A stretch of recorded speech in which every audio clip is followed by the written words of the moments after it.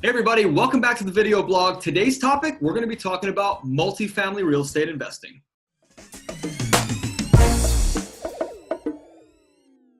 So here are the pros and cons of buying a multifamily. So a lot of people sometimes feel that purchasing a home is maybe outside of their reach financially, but what if you could buy a primary residence and an investment property in one? And we're going to talk about that right now.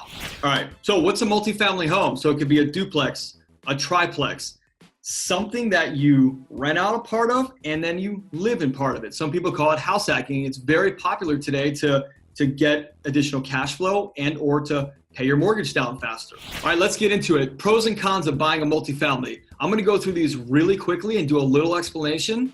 And at the bottom in the blog here, you're gonna be able to see a lot more in depth. And if you need to ask more questions, feel free to reach out to me anytime. First one, pro.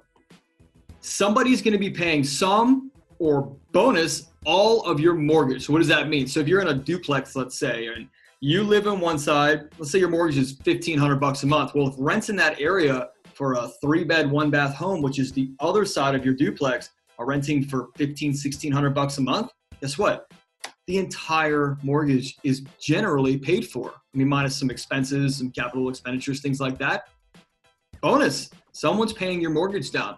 And if you decided and you wanted to really use house hacking to its benefit, you make a mortgage payment, they're already paying your principal, interest, taxes, and insurance down at that $1,500 rate. You add another payment on top of that, and now you're doubling down on how fast you're going to pay off that mortgage. So here's a con. Multifamilies can cost more. And why is that? Well, you pretty much have two of everything, unless you're in a specific situation where you're sharing a heating system, sharing a water heater, things like that. But you're going to have multiple different bathrooms, water heaters, appliances, roofs, things like that. So yeah, multifamily can come with additional costs. Pro, multifamily can build wealth. What do I mean by that? Well, if someone's in your house, your duplex, or you've got a triplex and you're renting out the two others, you're paying your mortgage down faster, which means you're going to own the asset faster. The faster you own the asset, the more cash flow is just going to come to your pocket instead of the mortgage company. Then you use that BRRRR method we talked about in the last video. You refi out of that thing, take your cash, and go buy another one. A con, and I think this is made up by people's experience, you're gonna have to deal with tenants. Now, it's not so much of a con if you're really careful about the tenants that you put in your place. I mean, after all, you're living there too. So don't just take the first person that walks along. Come up with a criteria of a tenant that you're looking for to rent the other side of your house or rent one of your apartments in your house or your basement. And when you find that person, you'll know. You'll feel better about it. It'll feel good talking to them.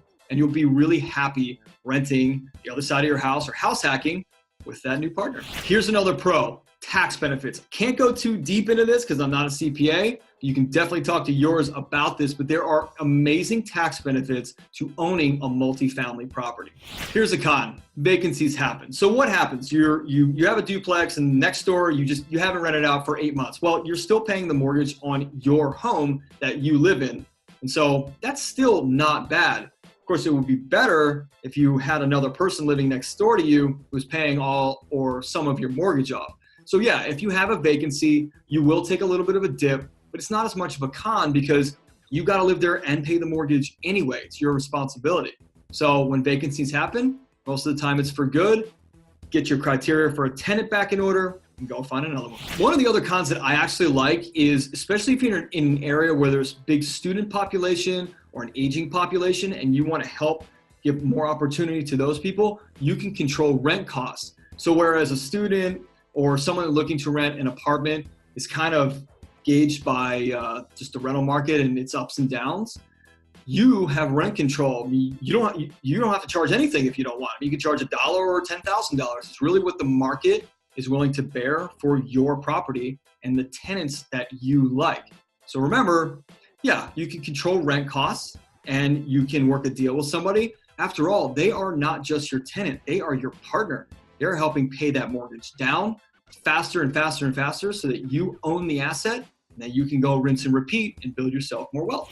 That wraps up our video on the pros and cons of buying a multifamily property. Of course, there's always more depth to go into. So if you're interested in buying a multifamily as a primary residence to rent out one of the units, otherwise known as house hacking, reach out to me. I'll be happy to walk you through it. Remember, it all comes from the right team in the beginning. So setting up the proper team, the real estate agent that knows what they're doing with investment property, the attorney and the CPA who can guide you properly in terms of legal and tax implications. Make sure that you got that team set up. Now, if you love this video, please share it out to your family and friends, social media, email it out. If there's a video or a topic that you want me to shoot something on, please reach out to me. I love all the stuff that comes in from you guys. As always, thank you so much for watching the video, and I'll see you next time.